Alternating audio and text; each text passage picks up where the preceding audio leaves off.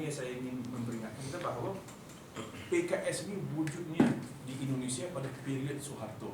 Period Soeharto di mana setelah jatuhnya Soekarno di Indonesia tahun 65 dan fobia kerajaan Soeharto ini fokusnya kepada dua. Pertamanya komunis, tapi Parti Komunis Indonesia PKI itu langsung dieliminasikan tahun 65 hingga tidak ada lagi anggotanya yang masih aktif. Tapi dalam proses memusnahkan Parti Komunis Indonesia itu, pihak militer di Indonesia juga meminta bantuan daripada gerakan-gerakan Islamis yang di sana. Jadi gerakan seperti Nahdlatul Ulama, Muhammadiyah memainkan peranan yang penting dalam proses mengeliminasikan Parti Komunis di sana. Tapi oleh kerana itu, apabila Soeharto dan jenderal-jenderal dia berkuasa, wujud pula fobia yang kedua, iaitu fobia tentang Islam. Kerana kalau Islam begitu kuat di Indonesia hingga dapat meruntuhkan, memusnahkan Parti Komunis, mungkin satu hari Islamis ini juga akan mengancam state Soeharto. Jadi relasi antara pihak militer, polis di Indonesia dan gerakan-gerakan Islamis langsung berubah 180 degree. Daripada teman, ally, langsung menjadi musuh. Dan dalam konteks itulah kita lihat perkembangan politik sosio-budaya di Indonesia apabila Soeharto berkuasa, wujudnya rezim general di Indonesia. Dan sekarang semua general-general ini sekarang kalau di Indonesia dah jadi ahli politik ya, dengan membentuk parti-parti baru. Parti General Wiranto, Parti Hanura, Parti General Prabowo, Parti Gerindra. Ini semua parti-parti yang kaya di Indonesia. Jadi lihat apa yang akan berlaku tak lama lagi. Pilihan raya di Indonesia ini amat penting kerana yang dikhawatiri oleh aktivis-aktivis politik di sana adalah pihak militer akan kembali berkuasa di Indonesia, tapi melalui acuan yang lain, pakai topeng yang lain, iaitu topeng politik popular demokratik.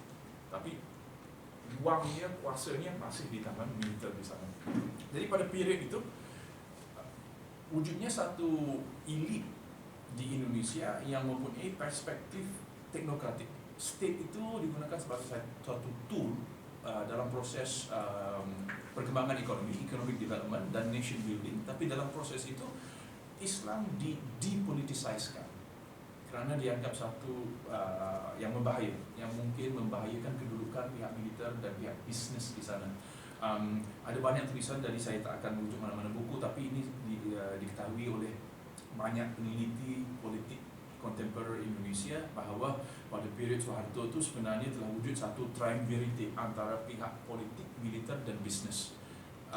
Dan ketiga-tiga aktor ini mempunyai perspektif yang sama terhadap Islam politik, bahawa Islam politik itu ditakuti bukan kerana teologinya, tapi kerana potensinya untuk menggerakkan massa untuk menentang pihak pemerintah, untuk menentang pihak kapitalis atas isu-isu kemanusiaan seperti economic equality dan lain-lain lagi. Jadi oleh kerana itu Islam dianggap satu ideologi yang potentially subversive dan berbau komunis oleh kerana fokusnya kepada kemanusiaan yang sejagat. Jadi kita lihat klik yang wujud itu.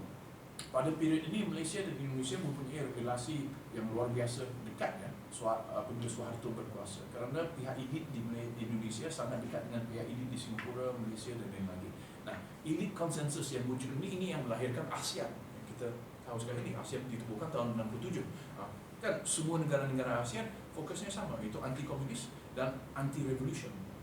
Dan setelah hilangnya komunis di Thailand, di Malaysia, di Indonesia, mana lagi revolusi itu? Revolusi itu bertapak di Islam.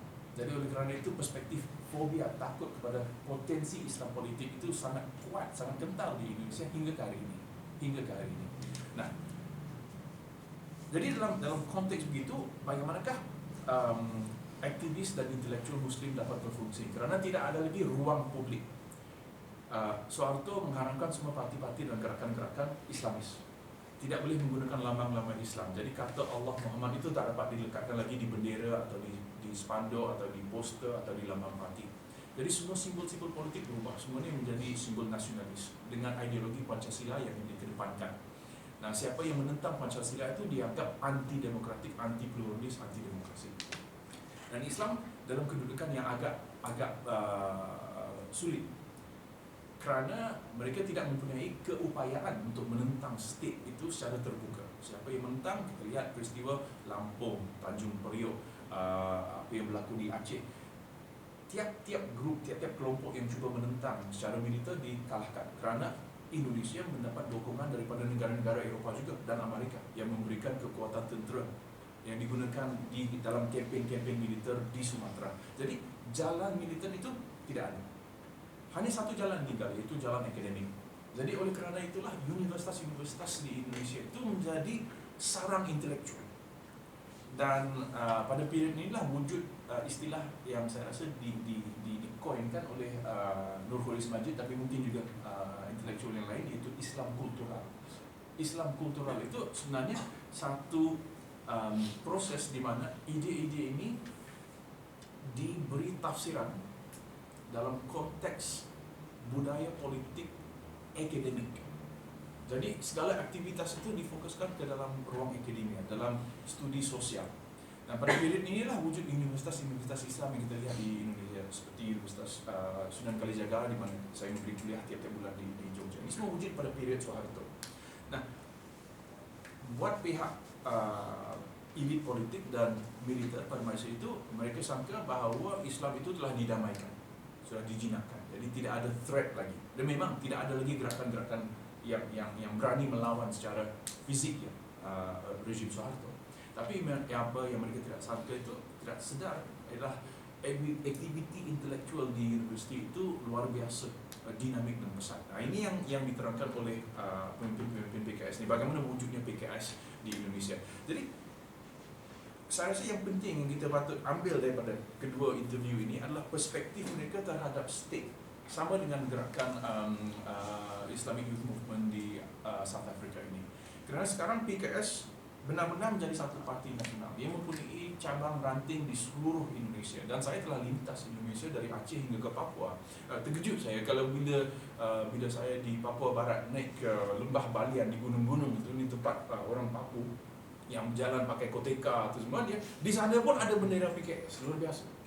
Di sana pun ada bendera PKS dan ada branch office-nya di sana. Apabila saya di Toraja, Toraja ini kan kawasan Kristian. Di Toraja ini kawasan Kristian, majoritas Kristian. Tapi PKS berkempen di sana. Dan yang luar biasanya, PKS di tempat-tempat yang majoriti Kristian ini, mereka feelkan kandidat Kristian. Kerana image yang PKS ini lahirkan adalah satu image parti yang anggotanya Muslim, tapi ingin memenangi state capture untuk kebaikan semua warga negara Indonesia, tak kira agama atau bangsa atau suku atau bahasa. Jadi mereka mempresentkan diri mereka itu sebagai satu national party. Dan ini saya rasa satu pragmatisme yang luar biasa. Karena mereka sedar kalau di tempat seperti Papua Barat kan, kalau kamu memfilkan satu kandidat Muslim, pengundi dia majoritas Kristian. Jadi kemungkinan PKS menang itu lebih rendah kalau mereka menawarkan kandidat yang latar belakang Papua Kristian. Dan mereka sanggup. Dan dalam proses ini, PKS juga berubah. Kerana mereka sekarang sedar bahawa mereka mempunyai kemampuan untuk menjadi satu parti nasional. Itu mendapat sokongan daripada semua suku-suku, semua agama, semua kelompok di Indonesia. Jadi oleh kerana itu dalam proses training kader mereka juga itu berubah. Kalau dalam tahun 70-an, buku-buku yang mereka menggunakan itu fokusnya lebih kepada konflik antara agama, penentangan Barat, anti-Islam dan lain-lain. Tapi pada masa itu, apabila ia wujud, dia masih parti yang kecil, dia masih campus base, underground, tak dilihat. Jadi kader-kader mereka ini sebenarnya datang daripada kelompok yang agak sama, latar belakang yang agak sama, khususnya warga Indonesia, pribumi dan agama Muslim. Tapi sekarang, apabila ia telah merebak menjadi satu parti nasional, dalam trainingnya pun berubah. Jadi apabila saya bertanya pemimpin PKS, apakah kamu akan guna buku-buku yang sama dalam period 10 tahun yang akan datang ini? Dan jawab mereka sudah tentu tidak. Karena sekarang kita mengundang warga negara Indonesia yang bukan Muslim untuk juga masuk dalam parti PKS. Nah, kalau kamu nak mengundang orang yang berlatar belakang Kristian atau Hindu dalam parti Islamis takkan kamu menggunakan buku-buku yang anti-Kristen kan? Jadi itu sebahagian dari berkada training mereka. Jadi buku itu pun berubah. Jadi pragmatisme ini saya rasa amat menarik.